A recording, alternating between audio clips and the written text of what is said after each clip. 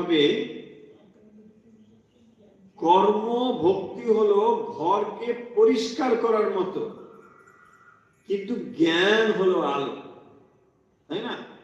যদি আমরা আক্ষরিক অর্থে একটি অন্ধকার ঘর নিই, অন্ধকার ঘরে ঝাড়ু দিয়ে আমরা নিতে পারি, কিন্তু তাতে কি ঘর আলোকিত হয়ে যাবে? ঘরটা কিন্তু অন্ধকারই থাকবে।